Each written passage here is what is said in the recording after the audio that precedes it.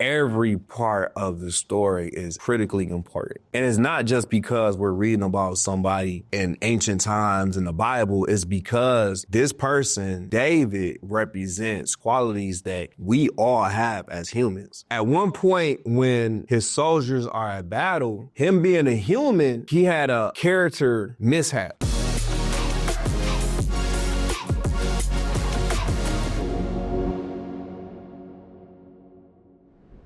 What's up, everybody? Welcome to another episode of the Today for Tomorrow podcast. Today, we've got part 3 of the life of David. Mike, you want to bring us in? Yeah, so if you haven't checked out the previous 2 parts, please go do that at some point. I mean, if you want to, go straight to the end and work backwards, that's okay too. But just understand that a part of the reason why we felt it was so important to really take a thorough deep dive in this is because every part of the story is critically important. And it's not just because we're reading about somebody in ancient times in the Bible. It's because this person, David, represents qualities that we all have as humans.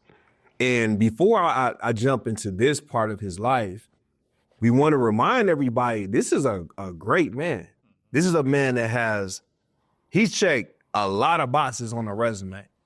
All right. His resume is robust, to say the least. Like he's a very great man. At this point, he's king, right? So at one point when his soldiers are at battle, him being a human, he had a character mishap. Mm-hmm. I think they say he was sitting in his house or palace. He was like a palace or something, and he caught a glimpse of a beautiful woman bathing that was not his wife, and this woman was Bathsheba. And from this, it went. So he caught a glimpse. Now, he has eyes. He's a human, okay. But at that point, he had a choice. He could have, went on about his day. Like, oh, okay. And he kept doing whatever he was doing. But he sent one of his servants to go get her. So, thinking about the sins of the flesh, I'm assuming this was a beautiful woman, right? For him to stop what he's doing and say, listen, hey, go get her. You know what I'm saying? And so, at that point, one bad decision led to another. He got deeper. He went deeper down that path. And he ended up having a baby with this. Well, they conceived. Yeah, he got her pregnant. I'm trying to find He got her pregnant. Okay. The birds and the bees, And so now he's had a few bad decisions. Mm-hmm. They stacking. First, he saw her, called her over, had sex with her, got her pregnant. Now you at the next point. They snowballing. It's the snowball effect. That snowball started. Now you got a big boulder that you got to deal with. Mm-hmm. Not only did he got her pregnant, but he tried to hide the fact that it was him. Because remember, I don't know if I mentioned this, but this woman's husband is one of his soldiers. He's out at battle. So not only, this is just wrong in so many ways. Like this is a guy that's serving, putting his life on the line for King David's army. And this, you know what I'm saying? So it's just like, man, what's going on? Because like I said, let's not forget, this is David. We talked about David in the highest esteems. Yep. The highest esteems, God, Jesus, David. So let's start there, Mike. Yeah. Because we're going to get into other pieces, but let's talk about what you already shared. And we talk about how that human side of us respond. Like first, David chilling, seeing the naked woman. Let's just take that and start chewing into that and get to the pregnancy piece and all that. So I'm thinking about the eyes. The eyes, yeah. First, as great as David was, as a man after God's own heart as he was, we all got especially men, Yeah. the desire starts with our eyes.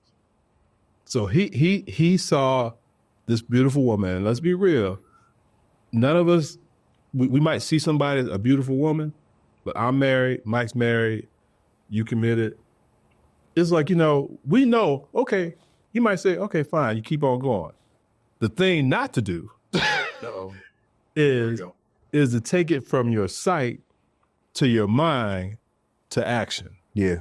And David did just that. So let's chew on that for a minute and talk about how that can get us down the wrong path. I mean, you know what I'm saying? Yeah, I was just thinking about that verse where if your right eye causes you to sin, gouge it out and throw it away. And that's a very dramatic. Rob and I, we talk about this a lot. Like that's one of his verses that we'll kind of just unpack because it's a very descriptive illustration. He like, wait, but what it is you taking back control and not using the excuse of, well, I got eyes, you know what I mean? You got eyes, you know what I'm saying?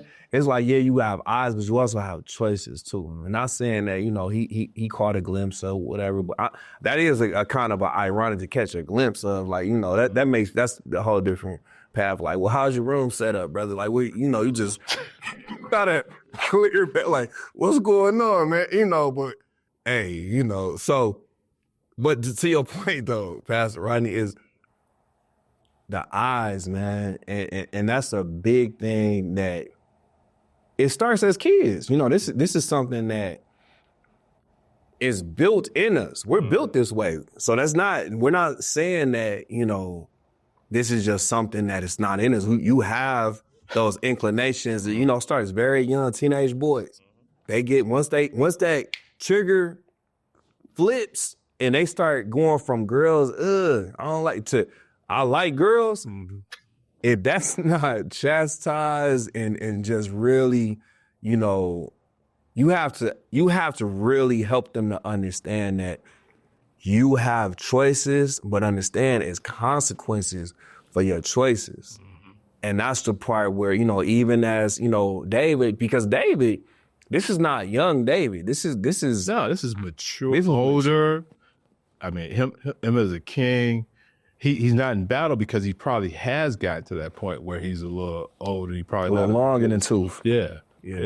When it comes to falling into sin, it's so much more streamlined, so much faster, and it compounds so much easier, just like a snowball. Like, that snowball will pick up and it just grabs and it gets bigger very fast.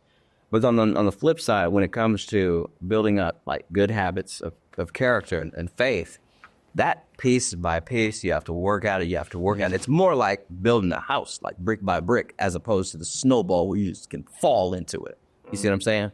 And so, like, when it came to David in this particular situation, he saw, okay, I'm sure there was thoughts that went through his head at that point in time, but he didn't, because we see stuff all the time. I mean, if you have a phone, you have access to way too much.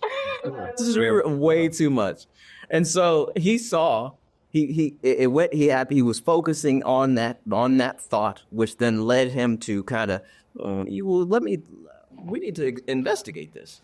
And so he had his homie use a little more information. On this one. And so, like, he, being the king, has the authority to say, hey, go over there, get her, bring her this way. And he did. His homie went ahead and grabbed her, brought her back over, and he is off the deep end right now. The snowball, it has started to really develop. It was a thought. It was just, it was a snowflake at one point in time. But after he had him go over there, now he's committed. He's committed to this line of thinking. Yep. And so she comes over. Now he still has the opportunity. Now look, if you resist the devil and he will flee. But if you do not resist, oh man, you in for it. Just one key piece in it first. First, you gotta accept God, submit to God first. And some people forget about that part. They try to resist the devil before they submit to God. And that's the problem. So that's the problem. And so he's in this thing. It's snowballed like crazy at this point.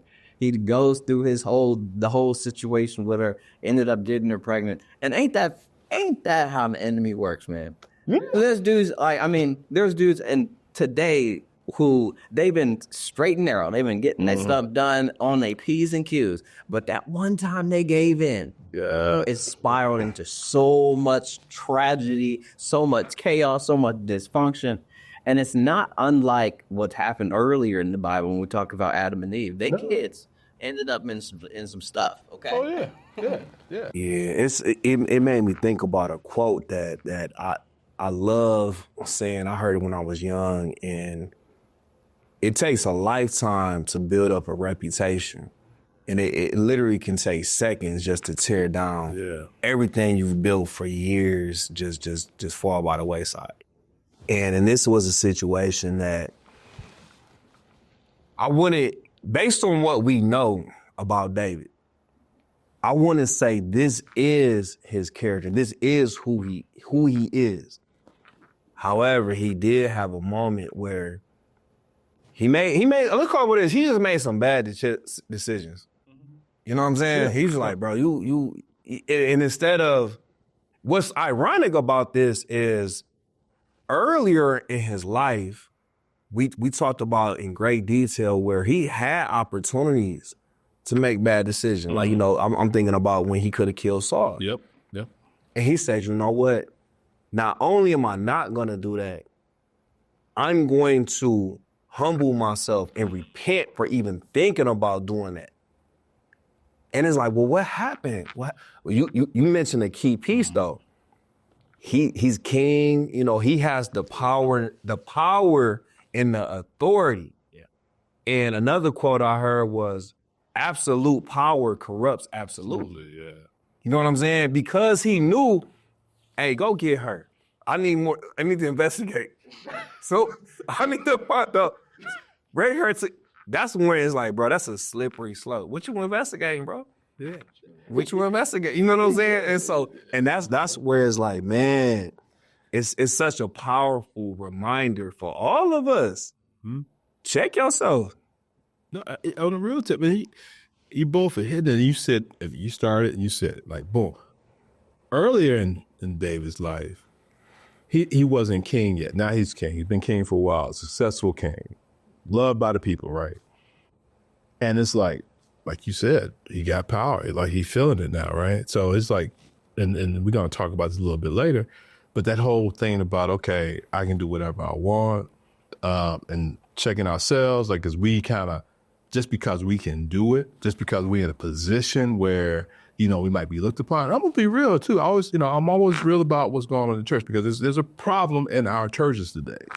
And that power or perceived power, you got pastors, you got leaderships in these churches, and same thing with corporate America and all that too, that abuse it, okay?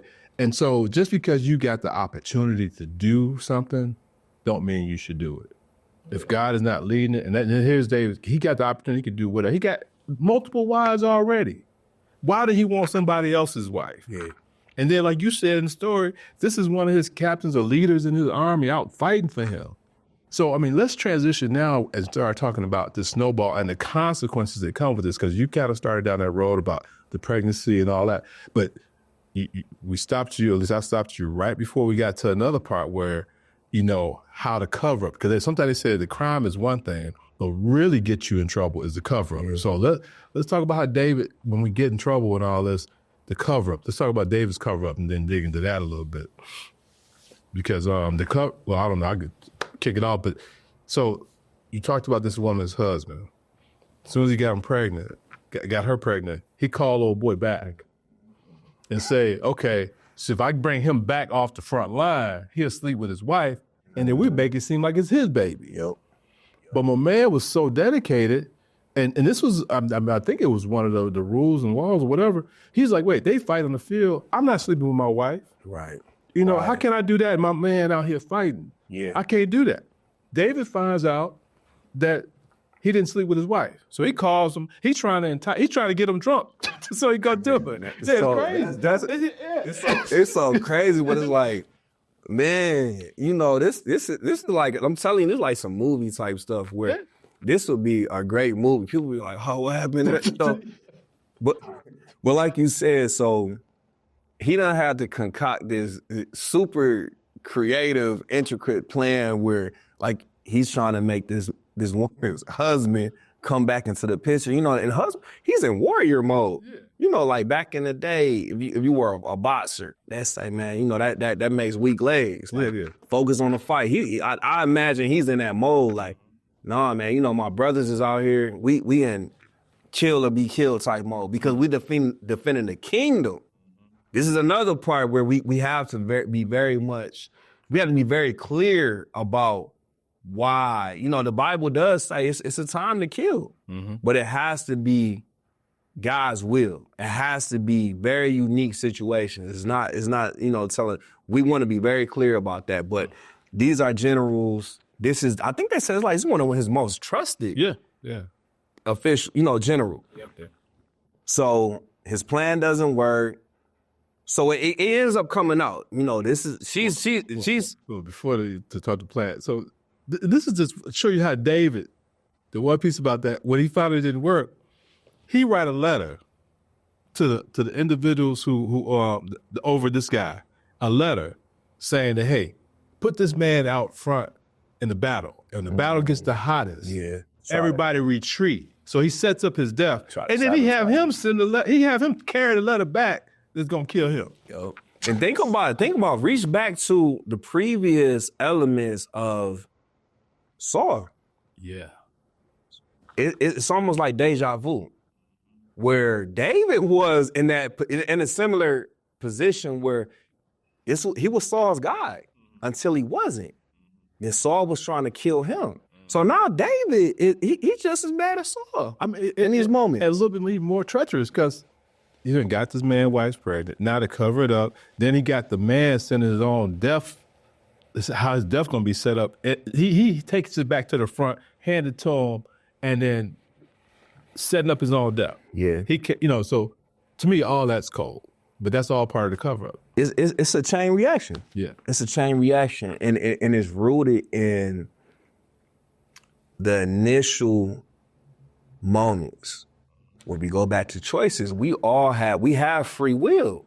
God didn't create robots. Like God could have made us do exactly what he need us to do. Yep.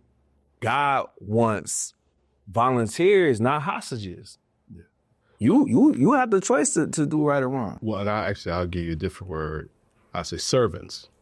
Servants. Because the reason why I changed the word, I learned that volunteers come when they want to. Servants come when they need it. Well, I mean, just going back a little bit to that moment where I can imagine when his servant got Bathsheba, she came in and he saw her.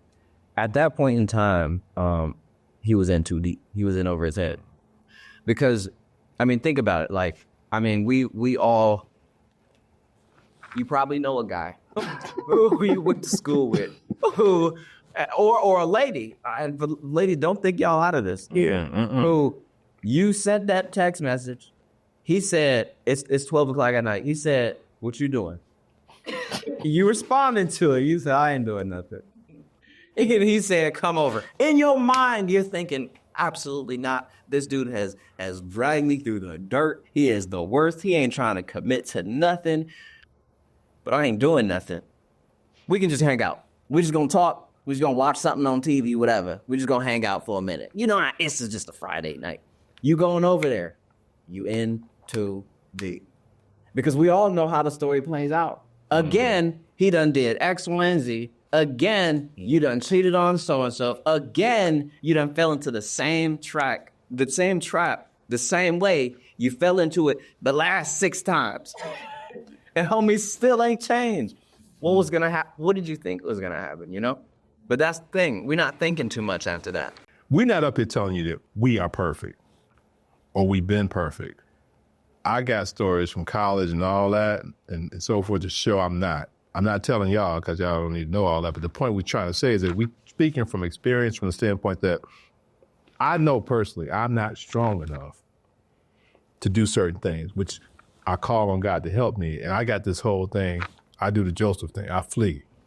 When I feel like things are getting out of hand, ain't no oh, I'm gonna be strong enough Oh, to do yeah, it. we just gonna- No. It's time to go. But David didn't go. David fell into this trap. We knee deep in it. So let's get to the point where my man, the husband, that got killed. There's other pieces of the story. We ain't done with the consequences yet. But I think that's important though, because that's a reason why we wanted to highlight all parts of his life, because like David, like you said, we not perfect. We not up here with a holier than thou. Whoever's doing that's not for us to judge. What we're saying is choices. We all have choices. You understand? And so after this decision that was made, that maybe, a moment of whatever. Weakness. It's a moment of weakness. It's so much of a chain reaction downstream where, skipping ahead a little bit just for time's sake, first baby, the baby dies. Baby dies. And this kind of puts David in a mind frame where it's like, man, he's distracted and he's grieving because he's like, did I cause this? You know what I'm saying? He's going through a moment and he's grieving, But another parts of this story, the next baby that came. Oh, wait, let me jump in. Don't want to skip. Okay. No. I want to add one piece in here. So, because it's key, right? This is where David, some redemption maybe come in at, and where we got to learn from too. So David, I think it was Nathan, the prophet or whatever. It's a year later. David lived fat and happy, like you said, and everything's going on. He's no mind of this, whatever. My man, I think it's Nathan. He gives David a story. He talks about the fact that he tells a story about this man that has one sheep or something, and and his master, the sheep is like part of the family, whatever the case may be, and his master's having a party, and the master comes and takes this man's one sheep, where his master got a whole flock. And he kills his sheep and so forth, whatever. Hopefully I got the story right. But the point though is that David like, what? Who is this? That man needs to be killed or whatever. And then the prophet said, it's you. And that's when David's eyes open up, and that's when he asked God for forgiveness. Yeah. And that's when, so David has asked for forgiveness. He's been enlightened that he did wrong, but it's a whole year later before he done did his dirt that he realized, yeah. So having people around us to help us see our wrong is important. You know what I'm saying? And listening to God, because this is when God spoke to him through this prophet, and David realized, oh man, I wronged God. I did. Yeah. And so that was a good point. I'm glad you brought that up. But going back to the second baby that he had with Bathsheba, because it wasn't even like, he had an incident and he left. He basically brought that woman. He married her. And the next baby ended up being Solomon, which, that may be another episode where Solomon has a very unique life also. But I think that's important to highlight the fact that even though he was wrong and there was a series of things that happened, it was still something great that came from this situation. But there's other things that were impacted negatively in the rest of his family because of this too, though. He paid the price. They paid the price with, his other kids. Just turmoil. It's a lot of turmoil that came into David's life that stemmed from him strayed away from God, and he had a lapse in character. An important point, I think, is you mentioned this a minute ago. You said choices. Choices have consequences, right? And so every choice that we make has some consequence, whether that be positive or negative. And so the thing is, our God, he is love. He's also just. So he's not going to he doesn't just bypass, you didn't listen to me ever. You keep doing the same thing. You keep going in the same way. And, whatever. We're just nothing's wrong. No. There are consequences to certain actions. And so when it comes to, David and having the child and, all of the turmoil that happened with his children, and people trying to kill him, and the whole nine. And these were consequences. This was a result of the rebellion. And the thing is, what I think needs to be highlighted, if you're a leader at any sort of context, whether that be in your home, whether that be in your job, whatever it is, you got to understand that when you are a leader, with great power comes great responsibility. And so therefore, the consequences for you having a lapse is greater than someone who has no responsibility. There are people looking to you. Okay. Oh, yes. Fact. And, we talk, and this is the thing why we say the word is alive. It's the living word, because these are, and Mike uses word, the humanist part of us, nothing's changed. These things that these strengths that Davis has and these flaws that he has, we have too. Yeah. As humans. So you look at a CEO, I mean, all you got to do is read the paper sometime. And it's like you got someone who having a relationship with somebody on their team. They married, okay? Made the decision, okay? And instead of being a one-time thing, it's over and over again. Before you hear it down the road, there's a resignation because now that news has come out. Now, the consequences that we talk about, it ain't just that person losing their job or both people losing their job. If they're married, they're probably going to lose their marriage. And if they got kids, now you got kids caught up in it where they're going to fulfill the consequences of it. Now you got the whole stigma that's put on the individuals because in this world, everybody sees the article. So now it's like, now you get the walk of shame where you known as being that person who slept with somebody on your team, you had a relationship with them, you was married. So now your whole character has been put down. And I think Mike talked about it before. It takes a lifetime to build a reputation, but now your reputation has been destroyed because of one decision. That's choice. The fall is so great. And we've seen pastors, we've seen officials, we've seen presidents fall in this same way. Now, another point that was made, you said absolute power corrupts absolutely. Is that right? Yes.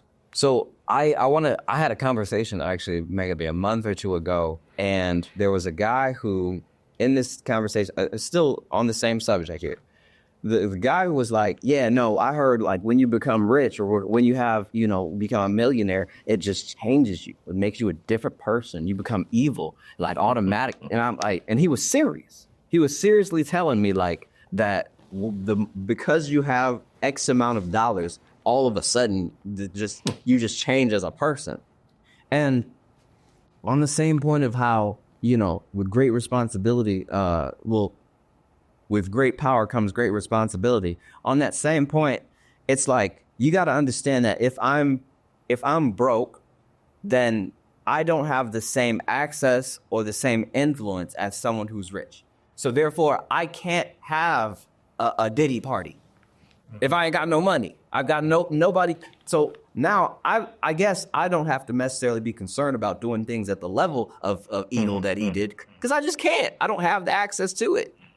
Now, you still can corrupt. You can still be corrupt, even at whatever stage you are in. But the thing is, like, that thing, just having the access doesn't necessarily change you. I think it more so highlights what those secret tendencies, those secret desires, those secret lusts are that are already inside of you. But because you have so much more access, now the evil can come out of you in such greater ways and have so much more impact over other people. Yeah. You see? I think that's a good point to highlight, because when we say a quote like absolute power corrupts absolutely, it's not the actual resources that, you're in this position. It's more so, who are you submitted to? What's your guiding light? Because the only entity that should have absolute power is God. Yeah. Because as humans, nobody is fit for the absolute power on this earth. Like you said, any little chink in our armor, because you have access to so much, it can just, a small decision gets amplified based on your assets. And that's a good point. I tell brothers a lot, like, because some people, they want to hold that flag. Oh, I've never done this. It's like, listen, bro, respectfully, you was never really that. You wasn't in position to do that. You was never that guy. You're really only as strong as your assets. You have to be able to be tested in certain ways to be able to overcome those tests. You know what I'm saying? To be able to fall down in some of those tests, but get yourself back up. That's why they call it a testimony.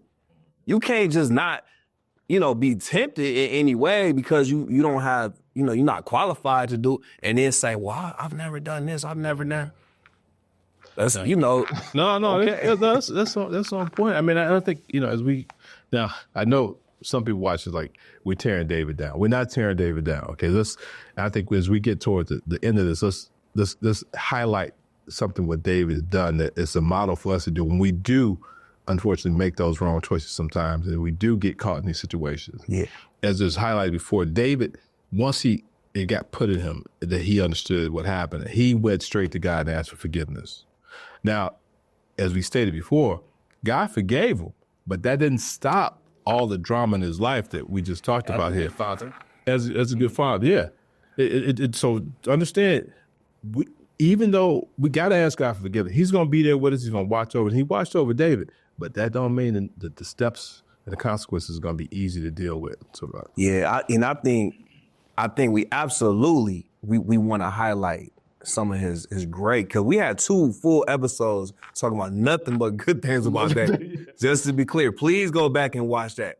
However, it's something that I really want to illustrate, and I would invite people to do more research. I'm not going to dive too deeply because it's a whole nother segment, but his choices, so it's a saying that I heard when I was growing up, and it was the sins of the father. It can have a trickle-down effect on the kids. His choices affected his kids' dynamic. One of his daughters was, she was raped. We just gotta call it what it is. She was raped by one of his sons, which caused one of their siblings, their brother Absalom, to have a whole rebellion against his father, who was the king. Because he sat and he said, what are you going to do? He felt that he didn't move swiftly enough, and he took matters into his own hands. And he created a whole, it was just bad. very dynamic. Ugly dynamic. Father and son against father. That's something that you never want to see that.